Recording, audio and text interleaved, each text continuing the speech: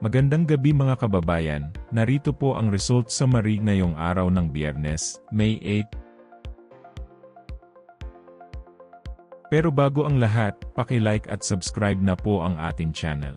Maraming salamat po. Para sa 2D Lotto, ang resulta sa 2 PM draw ay 26 at 12.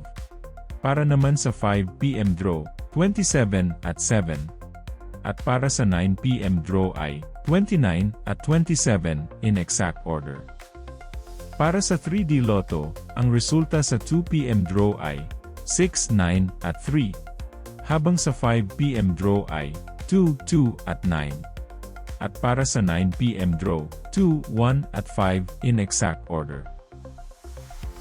Para sa 4D Lotto, ang winning combination ay 6, 3, 8 at 9. Para sa last 3, 3, 8 at 9. At para sa last 2, 8 at 9 in exact order. Para sa Mega Lotto 645, ang ating winning combination, 4, 32, 23, 12, 22 at 9 in any order. Maaari nyo pong i-pause ang ating video para makita at ma-check ng mas mabuti ang resulta at inyong mga ticket. Check nyo na din po ang consolation prize sa ibaba. At para sa Ultra Lotto 658, ang ating winning combination ay 35, 20, 54, 51, 8 at 2 in any order.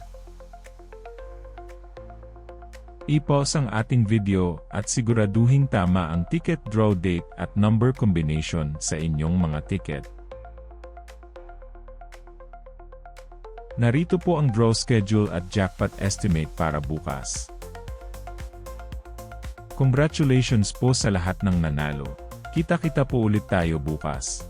Maraming salamat po sa panunood.